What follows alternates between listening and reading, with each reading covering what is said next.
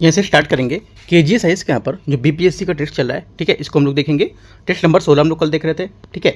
16 का पार्ट 1 हम लोग ने यहाँ पर कर लिया था, ठीक है। सेकंड पार्ट हम लोग यहाँ से करेंगे कवर इसको, और देखेंगे इसके यहाँ पर क्या क्या क्वेश्चन है। 77 नंबर क्वेश्चन से 150 क्वेश्चन तक पार्ट 2 में कवर हो जाएंगे, ठीक है। और इस बार फिर आपका 16 पेपर नंबर खत्म हो जाएगा, ठीक है। 16 नंबर खत्म हो जाएगा। उसके बाद हम लोग देखेंगे दृष्टि है इसका जो पेपर है, पेपर नंबर यहाँ पर 9 नंबर, 8 तक हम लोग कर चुके थे टेस्ट नंबर 9, आज दृष्टि है इसका हम लोग देखेंगे, राइट, वो भी कवर करेंगे। और फिर अगला पेपर और जो भी होगा मैं आपको टेलीग्राम पर अपडेट करता रहूँगा, ठीक है। स्टार्ट करते हैं, क्वेश्चन आते हैं यहाँ पर। कल हम लोगों ने 3 पेपर किए थे इसके, जिसमें से 75 और 75 क्वेश्चन करके कवर किए थे, करीब 210 से ऊपर क्वेश्चन किए थे कल। तो उन सबको आपको अच्छे से तैयार करना है और साथ में टॉपिकों को भी कवर करना है, ठीक है, अगर नहीं अपने किया तो। आते हैं 77 क्वेश्चन से, देखते हैं इसको पार्ट 2।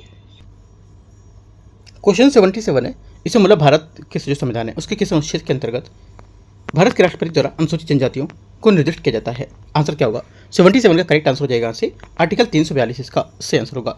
संविधान का अनुच्छेद 342 भारत के राष्ट्रपति को उन जनजातियों या जनजातीय समुदाय को विनिर्दिष्ट करने का अधिकार देता है जिन्हें किसी राज्य या केंद्र शासित प्रदेश में संबंध में अनुसूचित जनजाति मानता है, और किसी राज्य में मामले में राष्ट्रपति संबंधित राज्य के राज्यपाल के साथ परामर्श के बाद ही ऐसी अधिसूचना जारी करते हैं।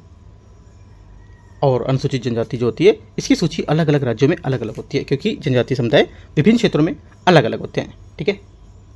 आगे आते हैं क्वेश्चन नंबर 78 नंबर है, निम्नलिखित में से किन स्थितियों में किसी राज्य में संवैधानिक रूप से राष्ट्रपति शासन लगाया जा सकता है। आंसर क्या होगा? आंसर हो जाएगा 78 का करेक्ट आंसर। एक तो राज्य में संवैधानिक तंत्र की विफलता होने पर, ठीक है। दूसरा, राजनीतिक दलों को एक स्थिर सरकार बनाने में असमर्थता होने पर।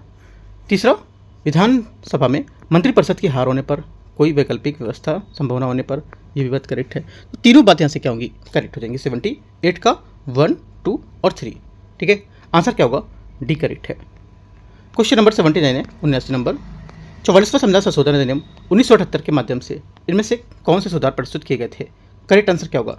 करेक्ट आंसर हो जाएगा एक तो संपत्ति का अधिकार एक मौलिक अधिकार नहीं रहा था, सही बात है। अगला है आपातकाल की घोषणा के लिए कैबिनेट की लिखित सलाह आवश्यक हो गई थी, ये बात भी करेक्ट है।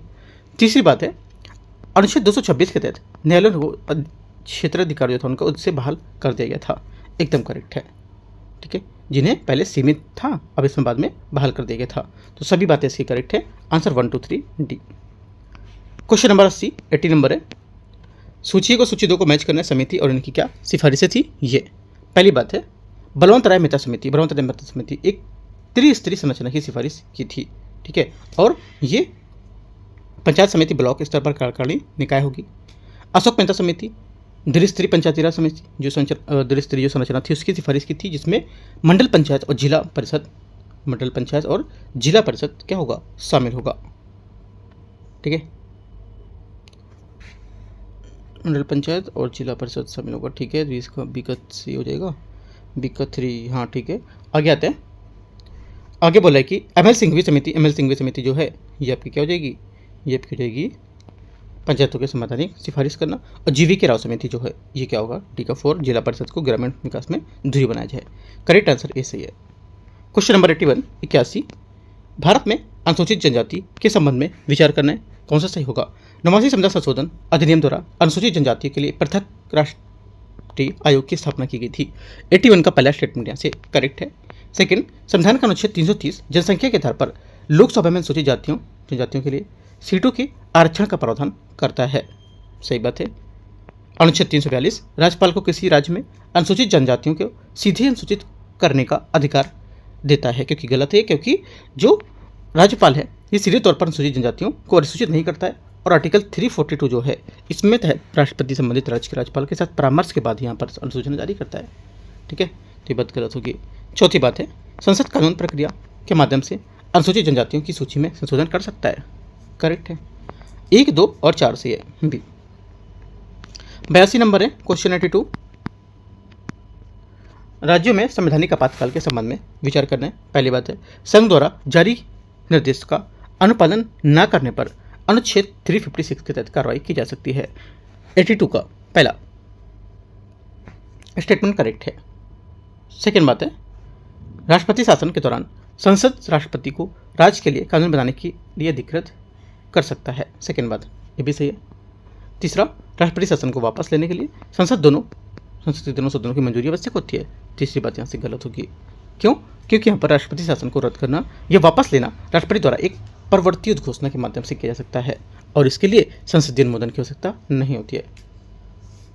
1-2 करेक्ट है। आगे क्वेश्चन आते हैं 83 नंबर 83। निम्नलिखित में से कौन से लक्षण भारतीय संविधान के संघीय चरित्र को दर्शाते हैं? संघीय चरित्र को दर्शाते हैं। पहली बात है 7वीं सूची के माध्यम से विधायी विषयों का वितरण, करेक्ट होगा। ठीक है। सेकेंड बात, कुछ संविधान संशोधन के लिए राज्यों द्वारा अनिवार्य अनुसमर्थन, ये बात भी करेक्ट है। ठीक है। तीसरी बात है अखिल भारतीय सेवाओं के स्वतंत्र संवैधानिक अस्तित्व। तीसरी बात गलत, क्योंकि अखिल भारतीय सेवाओं की एकात्मक विशेषता मानता है, क्योंकि इन अधिकारियों की भर्ती और उन पर मुख्य नियंत्रण संघ का होता है, जबकि यहाँ पर संघ और राज्य दोनों अपनी सीमाएं प्रदान करते हैं। आंसर क्या होगा? एक करेक्ट है, तीसरा गलत था। Question number 84। जब कोई राज्य सरकार पंचायतों का गठन तो करती है लेकिन पंचायत चुनाव संचालन के लिए एक स्वतंत्र प्राधिकरण स्थापित करने में विफल रहती है, तो किस संवैधानिक संशोधन, किस संवैधानिक अनुच्छेद का उल्लंघन होता है? बताना है आपको। आंसर हो जाएगा 84 का करेक्ट आंसर बी 243 का के, इसका सही आंसर होगा। ठीक है। 84 में क्योंकि संविधान का आर्टिकल जो है 243 के राज्य के निर्वाचन आयोग SEC मतलब स्टेट जो इलेक्शन कमीशन होता है उसके गठन का प्रावधान करता है, जो पंचायत के लिए निर्वाचन नामावली को तैयार करता और चुनाव के लिए संचालन, अधीक्षण, निर्देशन और नियंत्रण के लिए जिम्मेदार एक स्वतंत्र संवैधानिक प्राधिकरण होना। ठीक है। 85 आते हैं। 85 नंबर है राष्ट्रीय अनुसूचित जनजाति आयोग NCST के अध्यक्ष के उपाध्यक्ष और सदस्य कितने समय के लिए पद पर धारण करते हैं? आंसर हो जाएगा 85 का ये 3 वर्ष और 2 कार्यकाल से अधिक के लिए यहाँ पर नियुक्ति के पात्र नहीं होंगे। ठीक है। आंसर क्या होगा? 85 का बी करेक्ट आंसर होगा। आगे आते हैं क्वेश्चन नंबर 86 से 74वें संविधान संशोधन अधिनियम के तहत शुरू किए गए योजना तंत्र के माध्यम से विचार करना है। जिला योजना समिति जो होती है इसका गठन किसी जिले के भीतर पंचायतों का नगर पालिकाओं द्वारा तैयार की गई विकास योजनाओं को समेकन करने के लिए किया जाता है। पहली बात 86 का पहला स्टेटमेंट यहाँ से करेक्ट है। ठीक है। सेकेंड बात 10 लाख से अधिक की जनसंख्या वाले महानगरीय क्षेत्रों में महानगरीय योजना समिति का होना आवश्यक होता है। सेकेंड बात भी करेक्ट है। दोनों बातें यहाँ से सही है। आंसर सी करेक्ट आंसर होगा 86 का। 87 नंबर है राष्ट्रीय पिछड़ा वर्ग आयोग NCBC के बारे में विचार करना है। केंद्र सरकार के लिए सामाजिक और शैक्षणिक रूप से पिछड़े वर्गों को प्रभावित करने वाले प्रमुख नीतिगत मामले NCBC से परामर्श करना अनिवार्य होता है। 87 का पहला स्टेटमेंट करेक्ट है। सेकेंड 105वें संविधान संशोधन ने राज्यों को NCBC के साथ सभी प्रकार के परामर्श से छूट प्रदान कर दी है। सेकेंड बात क्या होगी? गलत है, क्योंकि 105वें संविधान संशोधन अधिनियम 2021 जो है विशेष रूप से राज्यों की अपनी OBC सूचियां तैयार करने के लिए शक्ति बहाल करने के लिए पारित किया गया था, जिसे 102वें संविधान संशोधन द्वारा अनजाने में छीन लिया गया था और इससे राज्यों को NCBC के साथ होने वाले सभी प्रकार के परामर्शों से छूट नहीं दी गई थी। आर्टिकल 338B के तहत प्रमुख नीतिगत मामलों पर परामर्श करने की बाध्यता अभी भी कायम है। पहला सही, दूसरा गलत है। तीसरा 105वें संविधान संशोधन के परामर्श से ये छूट केवल राज्य की SCBC सूची को तैयार करने के लिए बनाए रखना लागू होती है। तीसरी बात करेक्ट है। 1 और 3 सही है। आंसर 87 का बी।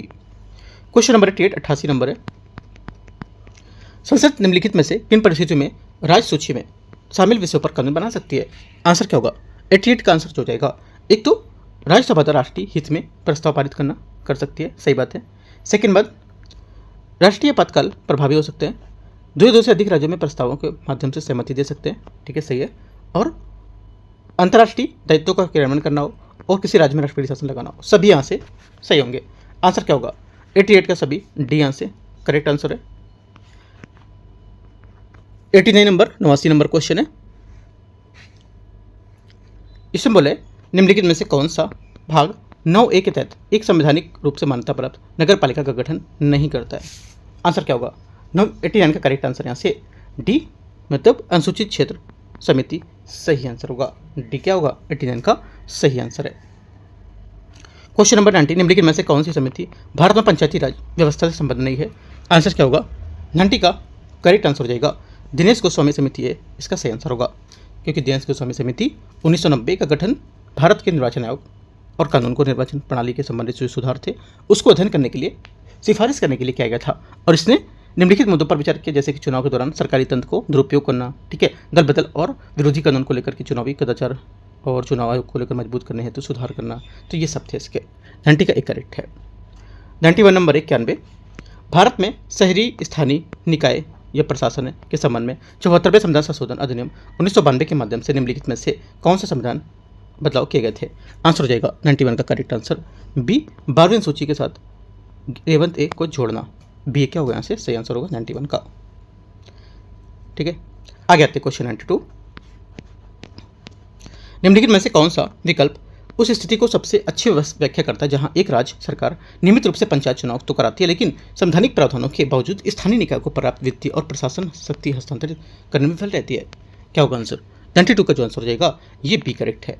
संविधान केवल एक सक्षम राज्य प्रदान करता है, ठीक है, जबकि वास्तविक हस्तांतरण काफी हद तक राज्य कानून के राजनीतिक इच्छा शक्ति पर निर्भर करता है। बी यहाँ से 92 का सही आंसर है। ठीक, 93 नंबर है 93, शहरी स्थानीय जो प्रशासन है उसमें वार्ड समिति के संबंध में विचार करना है। ये किसी नगर पालिका क्षेत्र के भीतर एक या अधिक वार्डों के लिए गठित की जा सकती है। 93 का पहला करेक्ट है। सेकंड, 3 लाख या उससे अधिक की जनसंख्या वाली नगर पालिकाओं में इसका गठन अनिवार्य होता है। सेकंड बात भी करेक्ट है। तीसरा, ऐसी समितियों की संरचना और क्षेत्रीय अधिकार क्षेत्र राज्य विधानमंडल द्वारा निर्धारित किए जाते हैं। तीसरी बात भी करेक्ट है। इसके अलावा राज्य विधानमंडल को वार्ड समितियों की संरचना और प्रादेशिक क्षेत्र की कार्यप्रणाली के संबंध में भी कानून बनाने का अधिकार दिया गया है। तीनों बातें करेक्ट हैं, सी आंसर होगा।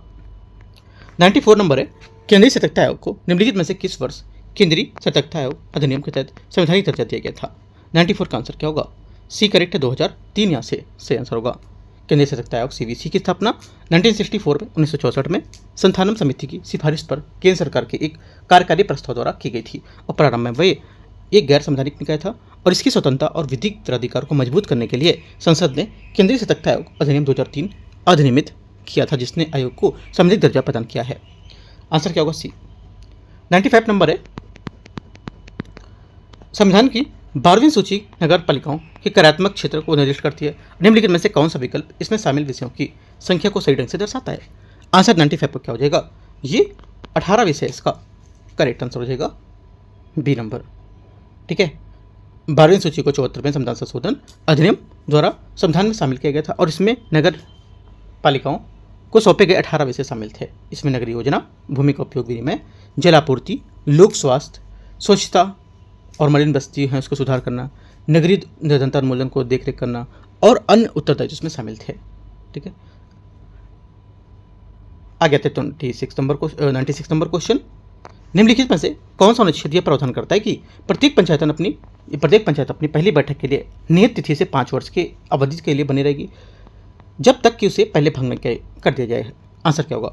अनुच्छेद 243 का ई सही आंसर होगा। आर्टिकल 243 ई पंचायतों का कार्यकाल 5 वर्ष निर्धारित करता है और यह प्रावधान करता है कि यदि कोई पंचायत अपना कार्यकाल समाप्त होने के पूर्व विघटित हो जाता है तो विघटन की तिथि से 6 माह के भीतर चुनाव संपन्न कराए जाने चाहिए। चुनाव में 1 वर्ष का विलंब पंचायतों के समयबद्ध पुनर्गठन से क्या होगा? संबंधित होगा और संवैधानिक अधिदेश का उल्लंघन कर देगा और जमीनी जो स्तर पर लोकतांत्रिक निरंतरता को कमजोर करेगा। आंसर 96 का बी करेक्ट है। 97 नंबर है, नीति आयोग के बारे में विचार करना है। इसकी स्थापना योजना आयोग के स्थान पर केंद्रीय मंत्रिमंडल के एक कार्यकारी प्रस्ताव के माध्यम से किया गया था। पहला क्या होगा? 97 का पहला स्टेटमेंट यहाँ से करेक्ट है।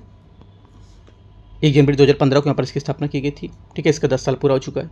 सेकंड बात, प्रधानमंत्री इसके अध्यक्ष और रूप में काम करते हैं, जबकि यहाँ पर उपाध्यक्ष के रूप में शासी परिषद द्वारा किया जाता है। गलत है, क्योंकि प्रधानमंत्री ही नीति आयोग के अध्यक्ष होते हैं। हालांकि उपाध्यक्ष का चुनाव शासी परिषद द्वारा नहीं बल्कि उपाध्यक्ष की नियुक्ति प्रधानमंत्री द्वारा की जाती है। शासी परिषद में राज्यों को मुख्यमंत्री, केंद्र शासित प्रदेश और उपराज्यपाल निर्दिष्ट अन्य यहाँ पर सदस्य शामिल होते हैं, लेकिन उपाध्यक्ष के चुनाव की कोई इसकी भूमिका नहीं होती है। ओनली 1 करेक्ट है। 98 नंबर है, केंद्रीय सूचना आयोग CIC के बारे में विचार करना है। मुख्य सूचना आयुक्त और सूचना आयुक्तों की नियुक्ति भारत के राष्ट्रपति द्वारा की जाती है। 98 का पहला स्टेटमेंट क्या होगा?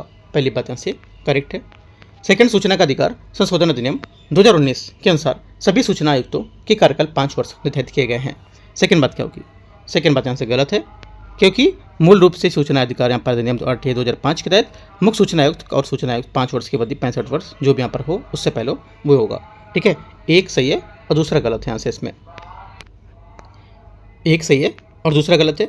तीसरी बात यहाँ से मुख्य सूचना आयुक्त के वेतन और भत्ते पूरी तरह से केंद्र सरकार के द्वारा निर्धारित किए जाते हैं। तीसरी बात क्या होगी? 98 का तीसरा स्टेटमेंट है, यहाँ से करेक्ट होगा, क्योंकि सूचना का अधिकार संशोधन अधिनियम 2019 ने मुख्य सूचना आयुक्त और सूचना आयुक्तों के वेतन और भत्ते की सेवा की अन्य नियमों और शर्तों को संबंधित प्रावधानों में बदलाव किया है। ठीक है, आंसर क्या होगा? आपका 1 और 3 करेक्ट है, राइट, सी। क्वेश्चन नंबर 99 है, 10वीं सूची के अंतर्गत दल बदल विरोधी कानून के संबंध में विचार करना है। एक मनोनीत सदस्य अपनी सदस्यता ग्रहण करने के 6 महीने बाद किसी राजनीतिक दल में शामिल होने पर आयुक्त घोषित हो जाता है। पहला 99 का पहला स्टेटमेंट क्या होगा? करेक्ट है। सेकेंड बात है, एक निर्दलीय सदस्य चुनाव के बाद किसी भी राजनीतिक दल शामिल होने पर तुरंत आयुक्त घोषित हो जाता है। सेकेंड बात क्या होगी? सेकेंड बात भी करेक्ट है। तीसरा, सदन के पीठासीन अधिकारी द्वारा अयोग्यता संबंधी मामले में दिए गए निर्णय न्यायिक समीक्षा के दायरे से बाहर होते हैं। तीसरी बात गलत है, क्यों? क्योंकि 10वीं सूची के तहत अयोग्यता के प्रश्न पर निर्णय सदन के अध्यक्ष या सभापति द्वारा किया जाता है। प्रारंभ में 10वीं सूची के ऐसे निर्णय की न्यायिक समीक्षा पर रोक थी, हालांकि कि हो तो कोल्हान बनाम जचिलहुरु मामले में भारत के सर्वोच्च न्यायालय ने यह निर्णय दिया था कि पीठासीन अधिकारी के निर्णय न्यायिक समीक्षा के अधीन होंगे। ठीक है, आंसर क्या होगा? 1 2 सिर्फ करेक्ट है इसका। क्वेश्चन नंबर 100 नंबर है, अभिकथन ए और कारण आर। इसने बोला कि केंद्रीय अन्वेषण ब्यूरो सीबीआई किसी राज्य में उस राज्य सरकार की पूर्व सहमति के बिना समान जांच या छानबीन नहीं कर सकता है। 100 का पहला क्या होगा? करेक्ट है। सेकंड है, सीबीआई दिल्ली विशेष पुलिस स्थापना अधिनियम 1946 के प्रावधानों के तहत गठित एक संवैधानिक निकाय होगा। सेकंड बात क्या होगी? गलत है, क्योंकि सीबीआई अपनी विधिक जो शक्तियां हैं उसमें दिल्ली विशेष पुलिस स्थापना अधिनियम 1946 से प्राप्त करता है, अतः यह एक संवैधानिक निकाय नहीं है। यद्यपि यह डीएसपीई अधिनियम के तहत कार्य करता है। यह अधिनियम सीबीआई के संगठन शक्तियों और क्षेत्राधिकार की विधिक रूपरेखा प्रदान करेगा।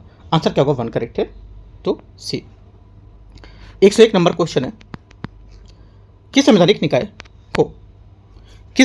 को आंग्ल भारतीय समुदाय के लिए प्रदान किए गए रक्षोपाय संबंधित मामले की जांच करने के लिए उसके कार्यक्रम पर राष्ट्रपति प्रतिवेदन सौंपने का कार्य भी सौंपा गया है? आंसर क्या होगा? 101 का आंसर हो जाएगा राष्ट्रीय अनुसूचित जाति आयोग। इसका सही आंसर होगा 101 का बी नंबर स्टेटमेंट करेक्ट है। 102 नंबर है, विशेष संवैधानिक प्रावधान और उसके संबंधित जो अनुच्छेद हैं उसके बारे में बताने कौन सा सही होगा? विशेष प्रावधान और उसके आर्टिकल कौन सा है? पहली बात है, नागालैंड के लिए विशेष प्रावधान आर्टिकल 371 का ए करेक्ट है। सेकेंड, असम के लिए विशेष प्रावधान अनुच्छेद 371 बी, सेकेंड भी सही है। तीसरा, मणिपुर के लिए विशेष प्रावधान अनुच्छेद 371 का सी, ये भी करेक्ट है। तीनों बातें सही है। Answer 1 2 3 D. क्वेश्चन नंबर 103, किस संविधान संशोधन अधिनियम ने राष्ट्रीय पिछड़ा वर्ग आयोग एनसीबीसी को वैधानिक दर्जा प्रदान किया था, जिससे क्या होता है, इसे अंततः एक पूर्णतः संवैधानिक निकाय में परिवर्तित किया गया था? करेक्ट आंसर क्या होगा? 103 का 103 का आंसर हो जाएगा यहाँ से, तो ये हो जाएगा आपका 102वें संविधान संशोधन अधिनियम 2018 है ना। तो बाद में किया गया था ये, लेकिन राष्ट्रीय पिछड़ा वर्ग जो आयोग है ये एनसीबीसी की स्थापना प्रारंभ में राष्ट्रीय पिछड़ा वर्ग आयोग अधिनियम 1993 के तहत एक संवैधानिक निकाय के रूप में की गई थी, और इसे ये संवैधानिक दर्जा संसद के अधिनियम द्वारा प्रदान किया गया था, ना कि किसी संविधान संशोधन के अधिनियम द्वारा। तो ये बात सभी गलत हो जाएंगी। आंसर यहाँ से इसका डी करेक्ट हो जाएगा, डी बात इसकी सही है। क्वेश्चन नंबर 104 है, 104 नंबर केंद्रीय सतर्कता आयोग सीवीसी के बारे में विचार करने।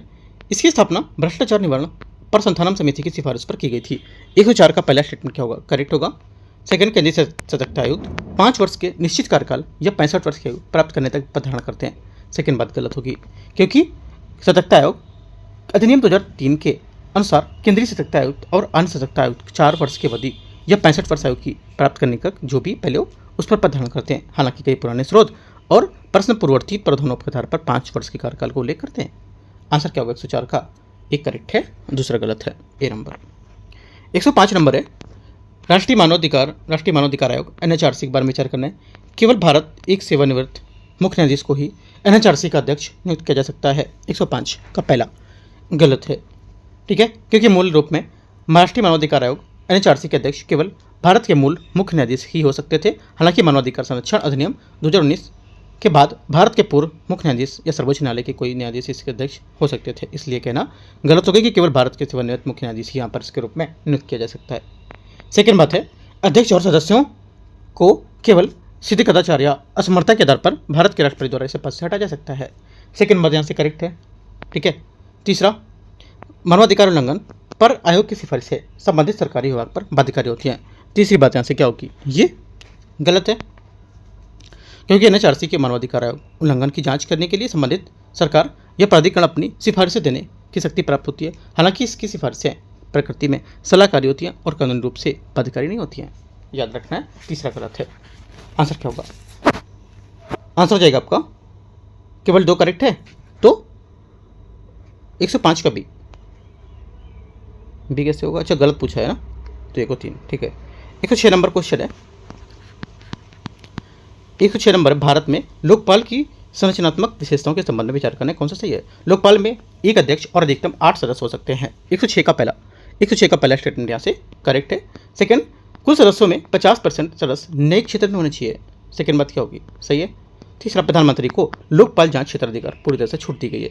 तीसरी बात क्या होगी? तीसरी बात यहाँ से गलत है, क्योंकि प्रधानमंत्री लोकपाल के अधिकार क्षेत्र में पूरी तरह से मुक्त है, छूट प्राप्त नहीं है, और लोकपाल प्रधानमंत्री के खिलाफ आरोपी की जांच कर सकता है। हालांकि राष्ट्रीय सुरक्षा, अंतर्राष्ट्रीय संबंध, लोक व्यवस्था, परमाणु ऊर्जा और अंतरिक्ष संबंधित कुछ यहाँ पर मामले इसके दायरे से बाहर रखे गए हैं, इसलिए प्रधानमंत्री केवल सीमित छूट ही प्राप्त है, पूर्ण छूट नहीं होगा। राइट, तो 1 2 करेक्ट है। तीसरा, सदस्यों की नियुक्ति राष्ट्रपति जो होता है उसके द्वारा एक ऐसी समिति द्वारा पैनल से आधार पर की जाती है जिसमें भारत के मूल मुख्य न्यायाधीश होते हैं। ठीक है। तो चौथी बात क्या होगी? चौथी बात करेक्ट है। 1 2 4 आंसर बी। 107 नंबर है, अभिकथन एक कारणार दबाव समूह वैकल्पिक राजनीतिक प्रारूप है जो प्रशासनिक राज नियंत्रण प्राप्त करने के लिए सक्रिय रूप से चुनाव लड़ता है। 107 का पहला स्टेटमेंट यहाँ से गलत है। क्यों? क्योंकि दबाव समूह राजनीतिक सत्ता प्राप्त करने या सरकार बनाने का प्रयास नहीं करते हैं। राजनीतिक दलों के विपरीत वे राज्य के प्रशासनिक नियंत्रण को हासिल करने के लिए उद्देश्य से चुनाव नहीं लड़ते हैं। उनका प्राथमिक उद्देश्य सार्वजनिक नीति और सरकारी जो निर्णय हैं उसको प्रभावित करके विशिष्ट हितों की रक्षा करना और उन्हें बढ़ावा देना होता है। पहली बात गलत है। सेकंड, आर बोला है, दबाव समूह सार्वजनिक नीति के विकल्पों को बाहर से प्रभावित करने के लिए लॉबिंग, प्रचार और हड़ताल जैसी तकनीक का उपयोग करता है। सेकंड बात क्या होगी? सेकंड बात यहाँ से करेक्ट है। आंसर क्या होगा? डी। क्वेश्चन नंबर 108 है, सोचिए को सूची 2 को मैच करना है। देखते हैं, संवैधानिक अनुच्छेद और राजभाषा का प्रावधान इसमें से कौन कौन सा इसका है? पहला यहाँ से है आर्टिकल 343 संघ की राजभाषा है ना, क्या होगा? संघ की राजभाषा, तो हो जाएगा। आगे 345 राज्य की राजभाषा और राजभाषाएं, राज्य की राजभाषा या राजभाषाएं। राइट, तो राजभाषाएं ये बी नंबर का 2 हो जाएगा इसका। राइट, और 348 का हो जाएगा उच्चतम न्यायालय के और उच्च न्यायालय के न्यायों की प्रयोग की जाने वाली भाषा। और 351 क्या होगा? हिंदी भाषा के लिए विकास के निर्देश।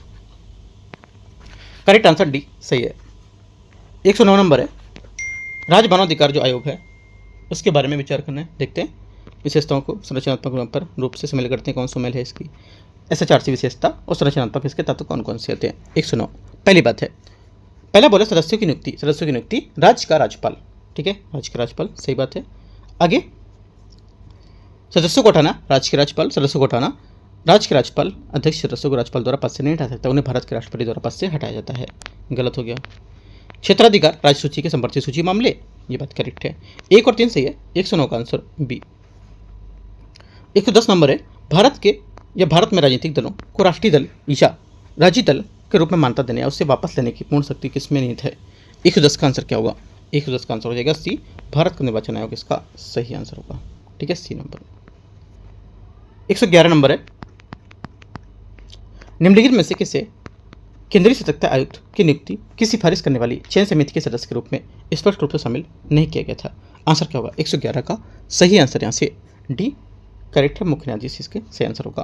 केंद्रीय सतर्कता आयोग अधिनियम 2003 में यह प्रावधान करता है कि केंद्रीय सतर्कता आयुक्त और अन्य सतर्कता आयुक्त की नियुक्ति 3 सदस्यीय समिति की सिफारिश पर राष्ट्रपति द्वारा की जाती है। इस समिति में प्रधानमंत्री, गृहमंत्री और लोकसभा के विपक्ष का नेता शामिल होता है। भारत में मुख्य न्यायाधीश इस चयन का प्रक्रिया हिस्सा नहीं होते हैं। आगे आते हैं क्वेश्चन 112, राजभाषा अधिनियम 1963 के संबंध में विचार करना है। पहली बात है, पहला बोला है, ये हिंदी के साथ साथ संघ के आधिकारिक उद्देश्य के लिए अनिश्चित काल हेतु अंग्रेजी के उपयोग की अनुमति देता है। पहला क्या होगा?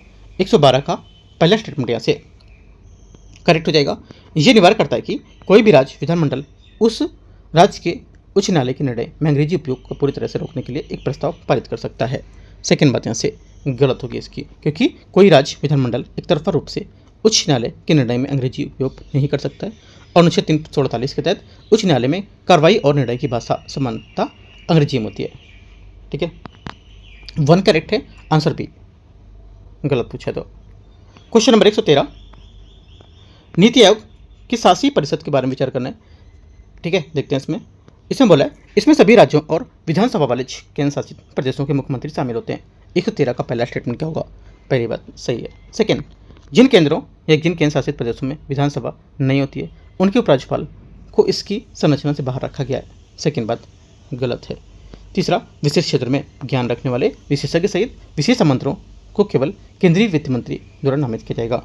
तीसरी बात यहाँ से गलत हो जाएगी, क्योंकि नीति आयोग ने डोमेन का ज्ञान रखने वाले विशेषज्ञों जो हैं और अभ्यासकर्ता हैं उसको सहित यहाँ पर विशेष आमंत्रित सदस्य हो सकते हैं और इन विषय पर आमंत्रित सदस्यों को प्रधानमंत्री द्वारा नामित किया जाता है, जो नीति आयोग के अध्यक्ष होते हैं, ना कि केवल केंद्रीय वित्त मंत्री। पहला सिर्फ करेक्ट है, आंसर 1। क्वेश्चन 114, भारत में लागू किए गए चुनावी सुधार के संबंध में विचार करना है। सशस्त्र बलों से जुड़े वर्गीकरण सेवा मतदाता के लिए 2003 में प्रॉक्सी वोटिंग की शुरुआत की गई थी। 114 का पहला क्या होगा?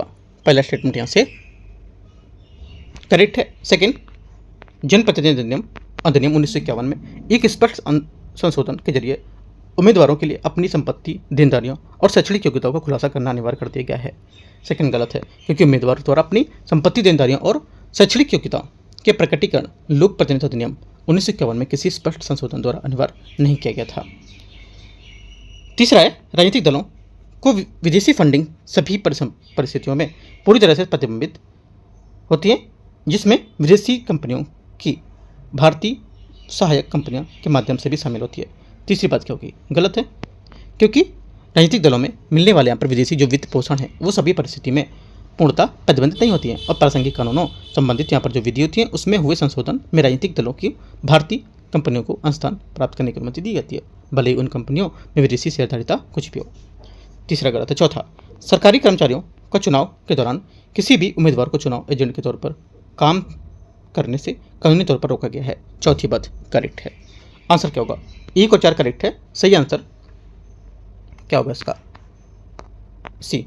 115 नंबर है, अभिकथन ए कारणार, जिन राजनीतिक दल को 4 या उससे अधिक राज्यों में राज्य स्तरीय दल के तौर पर मान्यता प्राप्त होती है उसे पूरे भारत में राष्ट्रीय दल का दर्जा मिल जाता है।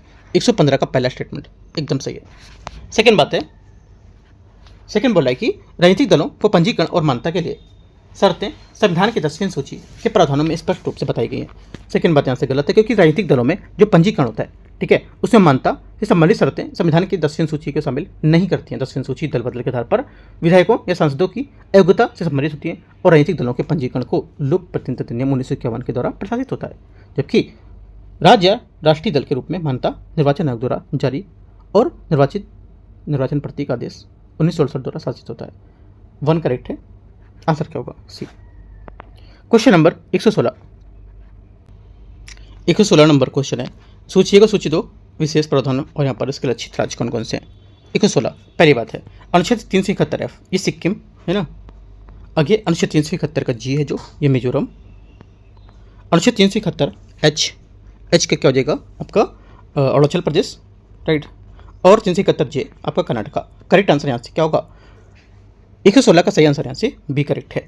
117 नंबर है, दबाव समूह और उनके जो संरचनात्मक वर्गीकरण उसके हिसाब से निम्नलिखित पर विचार करने कौन सा सही सम्मिलित होगा। दबाव समूह और संरचनात्मक वर्गीकरण कौन कौन से हैं? पहली बात है 117, यहाँ से बोला है all India trade union Congress संघीय दबाव समूह। पहला क्या होगा? करेक्ट है। सेकंड, सिविल सेवा संघ संस्थागत दबाव समूह, यह बात भी करेक्ट है। तीसरा, जाति आधारित यहाँ पर गुट या अराजक दबाव समूह, ठीक है, भाषाई मोर्चा, ये क्या होगा? ये भी गलत हो जाएगा, करेक्ट नहीं है ये। क्यों? क्योंकि यहाँ पर जाति आधारित यहाँ पर गुट या भाषाई मोर्चा अराजक दबाव समूह होगा, ठीक है। यहाँ पर ये बात इसकी गलत है, क्योंकि जातिगत समूह जो होती है भाषाई समूह में क्षेत्रीय समूह की समानता गैर संघात्मक समूह के रूप में वर्गीकृत किया जाता है, क्योंकि इसमें वे स्वतः स्फूर्त कार्रवाई के बजाय सामाजिक और सांस्कृतिक या सामुदायिक पहचान करके आधारित होते हैं। और इसके विपरीत अराजक दबाव समूह इनकी विशेष स्वतः स्फूर्त और अल्पकालिक गतिविधियां होती हैं, जैसे कि प्रदर्शन, दंगे, आंदोलन, विरोध, ये सब। तो 1 2 ही सिर्फ करेक्ट होगा इसका। 117 होगी, 118 नंबर है। किसी विधायी हस्तक्षेप के द्वारा भारतीय संविधान को राजनीतिक दल में विभाजन की स्थिति में 10वीं सूची के तहत अयोग्यता संरक्षण पूरी तरह से हटा दिया गया था। किस अधिनियम के तहत? आंसर हो जाएगा 118 का बी, 91 संविधान संशोधन अधिनियम 2003 इसका सही आंसर होगा। 119 नंबर है। राष्ट्रीय मानवाधिकार आयोग जो है NHRC, इसके बारे में विचार करना है। अपने अधिकार क्षेत्र के तहत किसी मामले पर सुनवाई करते समय आयोग के पास आपराधिक न्यायालय जैसी पूरी शक्तियां होती हैं। पहली बात क्या होगी? 119 का पहला स्टेटमेंट यहां से ये क्या होगा? गलत है, क्योंकि राष्ट्रीय मानवाधिकार आयोग NHRC के पास फौजदारी न्यायालय की शक्तियां नहीं होती हैं और किसी जांच का संचालन करते समय ये इसे दीवानी सिविल न्यायालय की कुछ शक्तियां प्राप्त होती हैं, जैसे कि जो यहाँ पर गवाह होते हैं उसको समन जारी करना, शपथ पत्र को साक्ष्य प्राप्त करना और किसी न्यायालय या कार्यालय को कोई सार्वजनिक रिकॉर्ड, लोक अभिलेख मंगाना। ठीक है, आंसर क्या होगा इसका? जो हो जाएगा 119 का पहला गलत है। दूसरा, जांच पूरी होने पर यह अपने अधिकार से पीड़ित व्यक्ति को तुरंत आर्थिक राहत या मुआवजा दे सकता है। गलत है, क्योंकि NHRC अपने स्वयं प्राधिकार से कोई भी यहाँ पर मुआवजा प्रदान नहीं करता है और किसी जांच को पूरा होने के बाद यह संबंधित सरकार के प्राधिकरण को पीड़ित व्यक्ति का मुआवजा हर्जाना देने की सिफारिश कर सकता है और इसकी सिफारिश प्रकृति सलाहकारी होती है और सरकार पर बाध्यकारी नहीं होगी कि आप इसको हर्जाना दो ही, है ना। तो दोनों बातें गलत हैं, आंसर डी। क्वेश्चन आगे आते हैं। 120 नंबर, केंद्रीय अन्वेषण ब्यूरो CBI के संरचनात्मक ढांचे के संबंध में विचार करना है। पहली बात है, कानून के तहत CBI डायरेक्टर को कम से कम 2 साल के कार्यकाल के अनिवार्य सुरक्षा दी जाती है। 120 का पहला स्टेटमेंट करेक्ट है। केंद्र सरकार CBI डायरेक्टर का कार्यकाल 3 साल तक बढ़ा सकती है, जिसमें हर साल 1 साल का विस्तार किया जा सकता है। ये भी सही है। CBI के डायरेक्टर की चयन समिति में कार्मिक, लोक शिकायत और पेंशन मामले के केंद्रीय मंत्री शामिल होते हैं। तीसरी बात क्या होगी? तीसरी बात यहाँ से गलत है, क्योंकि CBI निदेशक की चयन समिति में प्रधानमंत्री, लोकसभा में विपक्ष के नेता और भारत के मुख्य न्यायाधीश और उनके द्वारा नामित सर्वोच्च न्यायालय कोई न्यायाधीश शामिल होता है और केंद्रीय कार्मिक, लोक शिकायत और पेंशन मंत्री इस समिति के सदस्य नहीं हो सकते हैं। 1 2 करेक्ट है, तीसरा गलत होगा। आगे क्वेश्चन आते हैं 121 नंबर है। 10वीं सूची दल बदल जो विरोधी कानून है उसके तहत राज्य विधानसभा के किसी सदस्य की योग्यता से जुड़े सवालों पर कौन निर्णय लेता है? आंसर क्या होगा? 121 का जो आंसर हो जाएगा, ये निर्णय कौन लेता है? करेक्ट आंसर विधानसभा अध्यक्ष इसका सही आंसर होगा। विधानसभा अध्यक्ष का होगा इसका सही आंसर होगा, राइट। क्योंकि 10वीं सूची के तहत दल बदल के आधार पर राज्य विधानसभा में किसी सदस्य की अयोग्यता से संबंधित प्रश्नों का निर्णय विधानसभा के अध्यक्ष द्वारा किया जाता है। ठीक है, आगे आते क्वेश्चन 122 नंबर। 122 नंबर है, लोकपाल और लोकायुक्त अधिनियम 2013 के तहत लोकपाल संस्था के संबंध में कौन सा कथन यहाँ पर सही होगा? 122 नंबर में पहली बात है, लोकपाल के अध्यक्ष हमेशा ऐसे व्यक्ति होने चाहिए जो भारत के मुख्य न्यायाधीश रह चुके हों। पहला गलत है। सेकेंड, लोकपाल के सदस्य अपने कार्यकाल के दौरान विश्वास या लाभ का कोई पद धारण नहीं कर सकते हैं। एकदम सही है। लोकपाल किसी सरकारी कर्मचारी के खिलाफ भ्रष्टाचार की ऐसी स्थिति में शिकायत स्वीकार नहीं कर सकता है जो कथित अपराध की तारीख से 7 साल बाद दर्ज की गई हो। एकदम सही बात है। चौथी बात, लोकपाल के जो अभियोजन है उसमें विंग के पास बिना किसी शुरुआती जांच के स्वतः संज्ञान लेने, अभियोजन लेने शुरू करने की शक्ति होती है। गलत है, क्योंकि लोकपाल के अभियोजन शाखा के पास निर्धारित प्रक्रिया के बिना स्वयं अभियोजन शुरू करने की शक्ति नहीं होती है। 1 4 गलत हो गया, 2 और 3 करेक्ट है। 2 और 3 करेक्ट है, तो सही पूछा है बी। 123 नंबर 123, अभिकथन एक कारणार सूचना का अधिकार संशोधन अधिनियम 2019 में मुख्य सूचना आयुक्त की संवैधानिक दर्जे को कम से कम करके उन्हें केंद्र सरकार के अधीन कर दिया जाए। 123 का पहला स्टेटमेंट सही है। सेकेंड है आर, 2019 के संशोधन ने केंद्र सरकार को सूचना आयुक्तों के कार्यकाल, वेतन भत्ते और सेवा शर्तें तय करने के अधिकार दिए थे और इससे यह चुनाव आयुक्तों के बराबर था। आर वाली के बाद होगी, ये भी करेक्ट है। दोनों बातें सही है। 123 का ये सही है। 124 नंबर है, सूची 1 और सूची 2 को मैच करते हैं। भ्रष्टाचार विरोधी निकाय और नियुक्ति प्राधिकारी कौन है? पहली बात है 124 का, इसमें क्या बोला है कि केंद्रीय सतर्कता आयुक्त होता है CVC, भारत के राष्ट्रपति द्वारा एक 3 सदस्यीय समिति की सिफारिश के आधार पर नियुक्त किया जाना। ठीक है, तो क्या हो जाएगा? ये हो जाएगा आपका, ये हो जाएगा पहले का।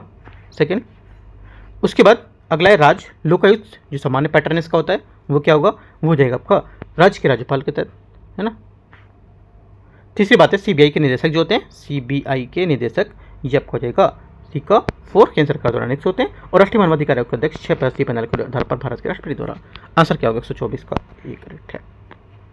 125 नंबर है, दो से अधिक भारतीय राज्यों को उनके संयुक्त राज्य लोक सेवा आयोग जॉइंट रिपब्लिक सर्विस कमीशन होता है, उसके अधिकार क्षेत्र और विशेष रूप से किसके पास होता है। आंसर 125 का करेक्ट आंसर बी, कानून के माध्यम से भारत की संसद इसका सही आंसर होगा। ठीक है, बी नंबर। 126 नंबर है 126, राष्ट्रीय विकास परिषद एनडीसी के संबंध में विचार करना है। इसे योजना आयोग द्वारा तैयार की गई पंचवर्षीय योजनाओं को मंजूरी देने के लिए एक संवैधानिक निकाय के रूप में क्या करता है, स्थापित कर सकता है। 126 का पहला स्टेटमेंट यहाँ से गलत है, क्योंकि राष्ट्रीय विकास परिषद कोई संवैधानिक निकाय नहीं था और इसकी स्थापना 1952 में भारत सरकार के एक कार्यकारी प्रस्ताव द्वारा की गई थी। इसके कार्यों में एक कार्य योजना आयोग द्वारा तैयार की गई पंचवर्षीय योजनाओं का अनुमोदन और समीक्षा करना था।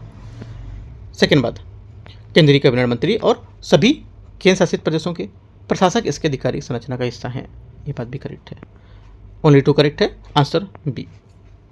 127 नंबर 127 नंबर क्वेश्चन है,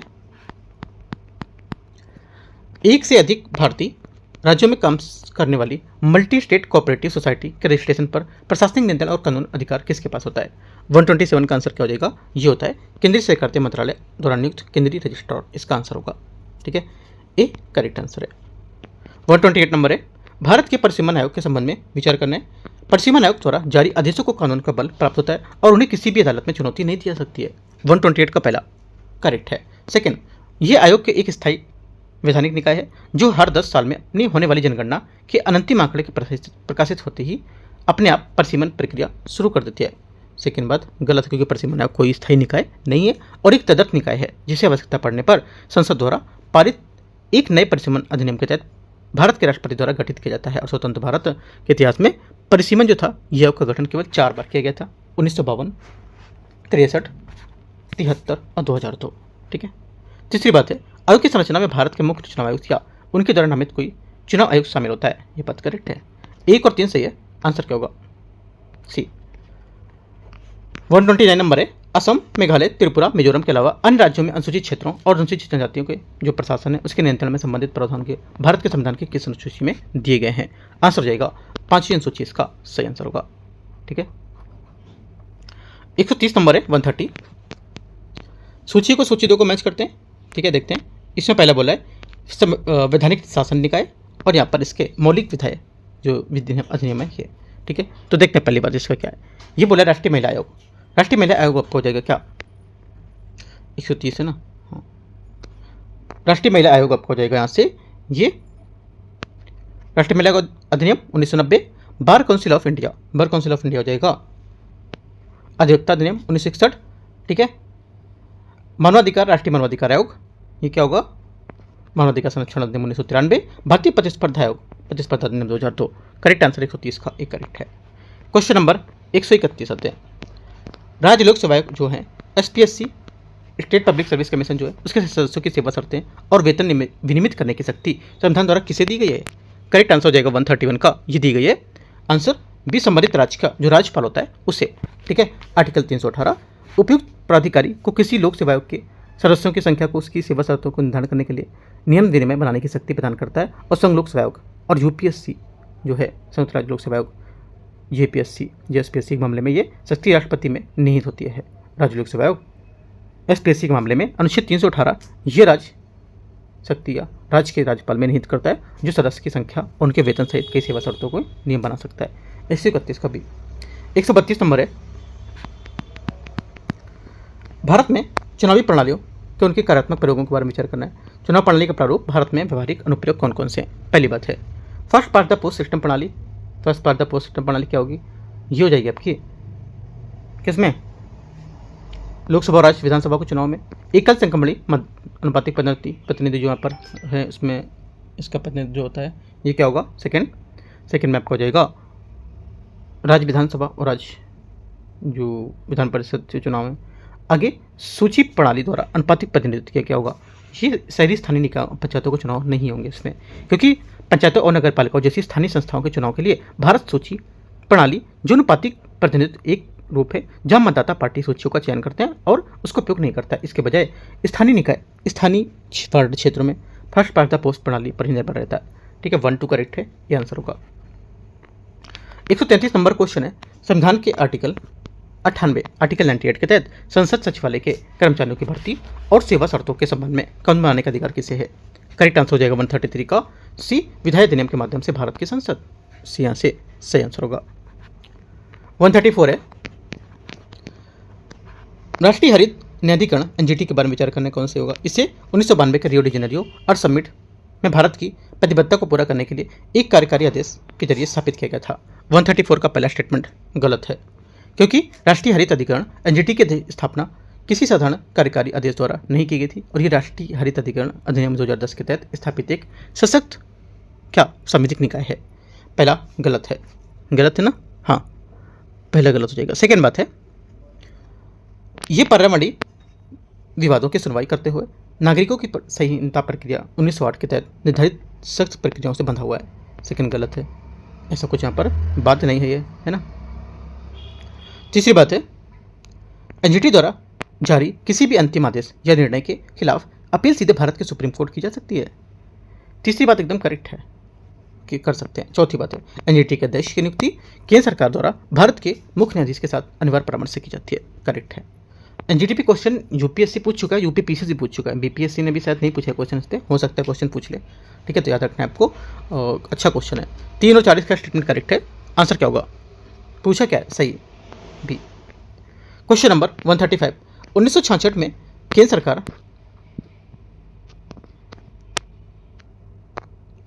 135 से 1966 में केंद्र सरकार द्वारा नियुक्त पहले प्रशासनिक सुधार आयोग एआरसी के अध्यक्ष निम्नलिखित में से कौन थे? आंसर 135 हो जाएगा, ये थे मोरारजी देसाई, इसका सही आंसर होगा। 136 से भारत में विधि आयोग के संबंध में विचार करना है। पहला, आयोग का प्रमुख सर्वोच्च न्यायालय के सेवानिवृत्त न्यायाधीश या उच्च न्यायालय के सेवानिवृत्त मुख्य न्यायाधीश को बनाया सकता है। पहला क्या होगा? पहली बात 136 के यहाँ से करेक्ट है। सेकंड, विधि आयोग की सिफारिशें केंद्रीय विधि और न्याय मंत्रालय के कानूनी के रूप में बाध्यकारी होगी। सेकंड बात गलत है, क्योंकि कानूनी सुधारों को दंड संहिता में संशोधन या अप्रचलित कानूनों को निरस्त करने का संबंध में विधि आयोग की रिपोर्ट और सिफारिशें काफ़ी सलाहकारी महत्व रखती हैं, और लेकिन वे कार्यपालिका पर कानूनी रूप से बाध्यकारी नहीं होती हैं। ठीक है, 1 सिर्फ करेक्ट है, दूसरा गलत होगा। 137 है, लोकपाल और लोकायुक्त अधिनियम 2013 के तहत यहाँ पर लोकपाल के सदस्यों से कम कितने सदस्य न्यायिक सदस्य होने चाहिए? पहला क्या होगा? 137 का पहला स्टेटमेंट यहाँ से 25%, दूसरा 33, तीसरा 50, चौथा 60। Correct answer 66। चौथा क्या होगा? आंसर हो जाएगा यहाँ से 137 का सी, 50% यहाँ से इसका सही आंसर होगा। ठीक है, क्योंकि यहाँ पर यह संविधि कानून स्पष्ट रूप से यह अनिवार्य बनाती है कि इन सदस्यों को ठीक 50% सदस्य न्यायिक सदस्य होने चाहिए और एक न्यायिक सदस्य को सर्वोच्च न्यायालय के पूर्व न्यायाधीश या किसी उच्च न्यायालय के पूर्व न्यायाधीश का होना। आगे क्वेश्चन आते हैं 138 नंबर, राष्ट्रीय मानवाधिकार आयोग एनएचआरसी के संबंध में विचार करना है। पहली बात है, जो व्यक्ति भारत के सर्वोच्च न्यायालय के न्यायाधीश रहा हो वह आयोग के सदस्य नियुक्त किए जाने योग्य होता है। 138 का पहला स्टेटमेंट यहाँ से करेक्ट है। सेकेंड, एनएचआरसी की घटना की तारीख से 2 साल बीत जाने के बाद मानवाधिकार उल्लंघन किसी भी मामले की जांच करने को कानूनी अधिकार होता है। सेकेंड बात गलत है, क्योंकि मानवाधिकार संरक्षण अधिनियम 1993 की धारा 36(2) आयोग की जांच शक्तियों पर एक सख्त संवैधानिक सीमा लगाती है और यह स्पष्ट रूप से उल्लेखनीय बनाती है कि आयोग मानवाधिकार के उल्लंघन के कारण बनने वाली घटना को कथित रूप से घटित होने की तिथि से 1 वर्ष की अवधि के समाप्त हो जाने के बाद किसी मामले की जांच नहीं करेगा। आंसर क्या होगा? ओनली 1 करेक्ट है। क्वेश्चन नंबर 139, राज्य मानवाधिकार आयोग जो इसके बारे में विचार करना है, एसएचआरसी के चेयरपर्सन और सदस्य 5 साल के लिए कार्यकाल के लिए या 70 वर्ष की आयु जो पूरी हो उस तक इसमें जो भी पहले हो उस पर पद पर बने रहते हैं। 139 का पहला गलत है, क्योंकि मानवाधिकार संरक्षण संशोधन अधिनियम 2019 ने राज्य मानवाधिकार आयोग के अध्यक्ष और जो सदस्य उसके कार्यकाल 5 वर्ष से घटाकर 3 वर्ष कर दिया है और वे अब 3 वर्ष की अवधि के लिए 70 वर्ष की आयु प्राप्त कर सकते हैं जो भी यहाँ पर पहले हो। ठीक है, याद रखना है। अतः यहाँ पर कार्यकाल 5 वर्ष का होना, बात गलत है। सेकेंड बात है, एसएचआरसी उस मामले में जांच कर सकता है जो पहले से राष्ट्रीय मानवाधिकार आयोग के पास लंबित होगी। गलत है, उस पर जांच नहीं कर सकता है। दोनों बातें गलत है, आंसर डी। क्वेश्चन नंबर 139 हो गया 40, संविधान का कौन सा अनुच्छेद संसद को लोक सेवा के जो सेवा संबंधी विवाद हैं उसके लिए प्रशासनिक न्यायाधिकरण स्थापित करने का अधिकार देता है। 140 का आंसर क्या होगा? 140 का करेक्ट आंसर हो जाएगा आर्टिकल 323 ए इसका सही आंसर होगा। ठीक है, आर्टिकल 323 स्पष्ट रूप से केवल संसद को यह शक्ति देता है कि वह संघ के किसी राज्य या किसी स्थानीय प्राधिकारों के तहत लोक सेवाओं की नियुक्ति और व्यक्तियों की भर्ती और सेवा शर्तों के संबंधित विवादों को न्याय निर्णय के लिए प्रशासनिक न्यायाधिकरण की स्थापना कर सके। ये करेक्ट होगा। 141 भारतीय राज्यों में लोकायुक्त स्थान संस्था के संबंध में विचार करना है। पहली बात है 141 का ये बोला है कि लोकायुक्त जो है इस संस्था को सबसे पहले महाराष्ट्र राज्य द्वारा एक विधायी अधिनियम के माध्यम से शुरू और संचालनात्मक रूप से स्थापित किया गया था। 141 का पहला करेक्ट है।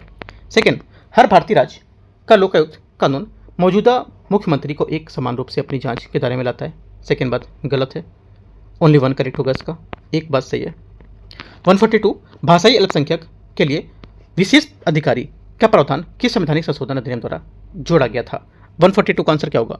142 का आंसर हो जाएगा 7वां संविधान संशोधन अधिनियम 1956 इसका करेक्ट आंसर होगा। ठीक है, 143 नंबर है, किसी राजनीतिक दल को राष्ट्रीय दल के रूप में मान्यता देने के लिए इसमें से कौन सी शर्तें निर्धारित की गई है? करेक्ट आंसर 143 का हो जाएगा। इसमें निर्धारित किया गया जो एक तो पार्टी लोकसभा या विधानसभा के आम चुनाव में 4 या उससे अधिक राज्यों में वैध वोटों का 6% हासिल करना और लोकसभा में 4 सीटें जीतना। पहली बात यहाँ से करेक्ट हो जाएगी। सेकेंड बात क्या है? सेकेंड बोला कि पार्टी की कुल लोकसभा सीटों में 2% सीटें जीतती है तो उसके सदस्य में कम से कम 3 राज्य में चुने जाते हैं, बात भी करेक्ट है। तीसरा, पार्टी में कम से कम 4 सदस्य राज्यों की जो स्त्री पार्टी है उसके रूप में मान्यता प्राप्त होनी चाहिए, ये बात भी करेक्ट है। ये मानदंड तीनों हैं, काफ़ी इंपॉर्टेंट है और एकदम सही है। ठीक है, डी। 44 अचानक बनने वाले किसी भी संगठन वाले समूह जो समान राजनीतिक दलों से हटकर सड़कों पर दंगे, अचानक विरोध प्रदर्शन तरीके को इस्तेमाल करते हैं उन्हें किस तरह का दबाव समूह माना जाता है? आंसर होगा अराजक दबाव समूह बोलते हैं इनको। 145 बोलते हैं ना अराजकता मत फैलाओ, है ना। 145 है, भारत में चुनाव के संबंध में कौन सा यहाँ पर कथन इसमें सही होगा? जो उम्मीदवार झूठा हलफनामा दाखिल करता है उसे चुनाव आयोग द्वारा सीधे घोषित किया जा सकता है। 145 का पहला स्टेटमेंट एकदम गलत है, क्योंकि झूठा हलफनामा दाखिल करना लोक प्रतिनिधित्व अधिनियम 1951 की धारा 125 का उल्लंघन है, जिसे 6 महीने तक की कैद या जुर्माना दंड का प्रावधान हो सकता है। हालांकि चुनाव आयोग के पास औपचारिक अदालती मुकदमे के बिना किसी उम्मीदवार को आजीवन आयोग घोषित करने की शक्ति नहीं है। ठीक है, सेकेंड बात है, लोकसभा चुनाव लड़ने वाला एक उम्मीदवार अधिकतम 2 संसदीय क्षेत्रों में एक साथ चुनाव लड़ सकता है। सेकेंड बात करेक्ट है। ओनली 2 145 का बी। 146 नंबर है, दिनेश गोस्वामी समिति 1990 के बारे में विचार करना है।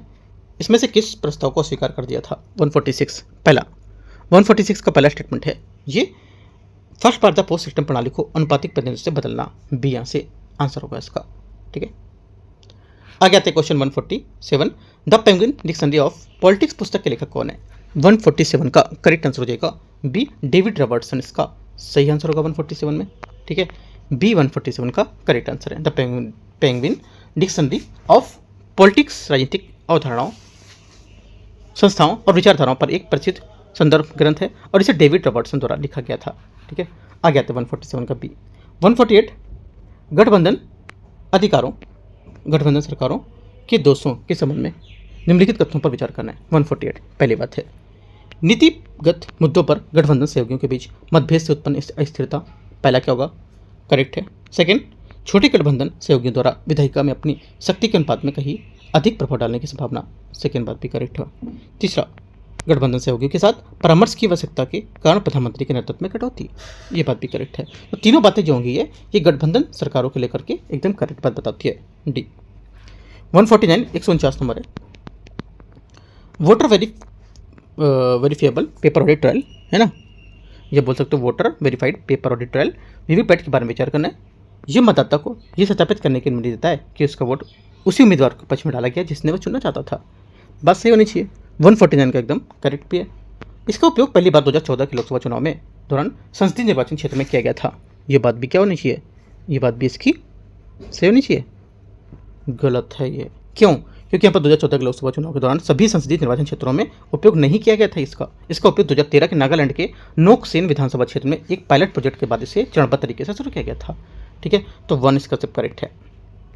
लास्ट क्वेश्चन 150, निर्वाचन क्षेत्र किस स्तर के चुनाव के प्रबंधन के बारे में विचार करना है। रिटर्निंग अधिकारी अपने निर्धारित निर्वाचन क्षेत्र के भीतर चुनाव कराने की उत्तरदायी होता है। 150 का पहला स्टेटमेंट एकदम करेक्ट है। रिटर्निंग अधिकारी की नियुक्ति चुनाव आयोग के परामर्श से राज्य सरकार द्वारा की जाती है। सेकंड बात क्या होगी? सेकंड बात यहाँ से करेक्ट है या गलत है? गलत है, क्योंकि भारत का निर्वाचन आयोग संबंधित राज्य सरकार या केंद्र सरकार है ना, प्रशासन उसके परामर्श से रिटर्निंग ऑफिसर की नियुक्ति करता है और उससे नामित करता है। इसलिए ईसीआई आमतौर पर बिना ऐसे परामर्श रिटर्निंग ऑफिसरों की नियुक्ति नहीं करता है। सेकंड गलत है। तीसरा, वैधानिक ढांचा प्रत्येक निर्वाचन क्षेत्र में केवल एक सहायक रिटर्निंग ऑफिसर की नियुक्ति अनुमति देता है। तीसरा गलत है। आंसर सिर्फ एक करेक्ट है, ठीक है, एक करेक्ट है। तो कौन सा? पहला।